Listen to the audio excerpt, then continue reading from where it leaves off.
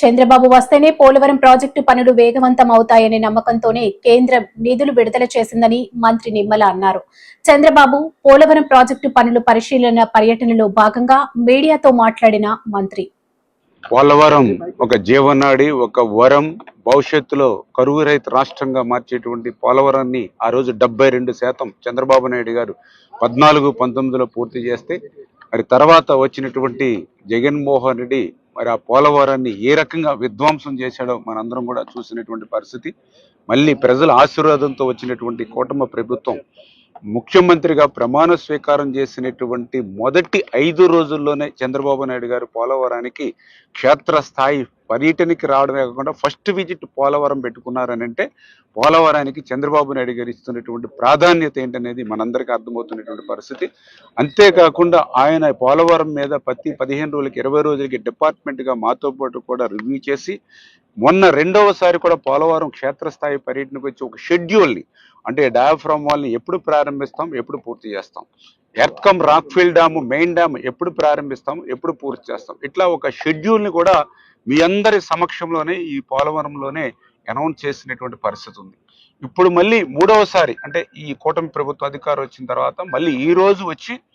ఇచ్చినటువంటి షెడ్యూల్ ప్రకారం ఆ వర్క్స్ ఎంతవరకు జరుగుతున్నాయి అనే దాని మీద ఇప్పుడు చంద్రబాబు నాయుడు గారు కూడా మరి వర్క్స్ ఇన్స్పెక్షన్ చేయడం జరుగుతుంది. అదేవిధంగా ఎవరైతే నిర్వాసితులు ఉన్నారో వాళ్ళు కూడా, ఎందుకంటే ధన్యవాదాలు, ఎందుకంటే గత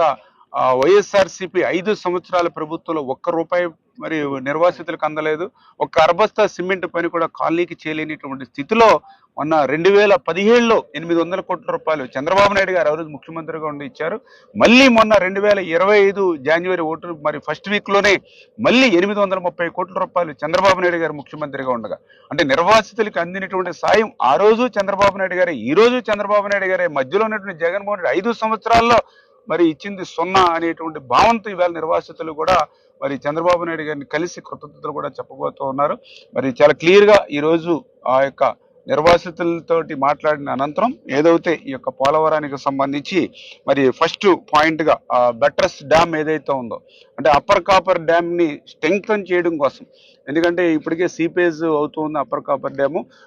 దాన్ని మనం లిఫ్ట్ చేస్తూ ఉన్నాం వాటర్ అంతటిని కూడా. అయితే రేపు కన్స్ట్రక్షన్ చేసేటప్పుడు రైనీ సీజన్లో ఎక్కువ వాటర్ మనం బయట లిఫ్ట్ చేసినప్పుడు అప్పర్ కాపర్ డ్యామ్కి డ్యామేజ్ లేకుండా ఆ బట్రస్ డ్యాము ఏదైతే ఈ యొక్క ఇంటర్నేషనల్ ఎక్స్పర్ట్స్ కానీ సిడబ్ల్యూసి కానీ ఎవరైతే ఇచ్చారో దాని ప్రకారం ఈ బట్రస్ డ్యామ్ పనులు కూడా మరి ఏదైతే ఆల్రెడీ జరుగుతూ ఉన్నాయి. 7,50,000 క్యూబిక్ మీటర్లు బట్రస్ డ్యామ్ చేయవలసి ఉండగా మరి మొన్ననే 1 వీక్ బ్యాక్ ప్రారంభించి 20,000 క్యూబిక్ మీటర్లు చేశారు. రిమైనింగ్ బ్యాలెన్స్ కూడా ఈ మే 30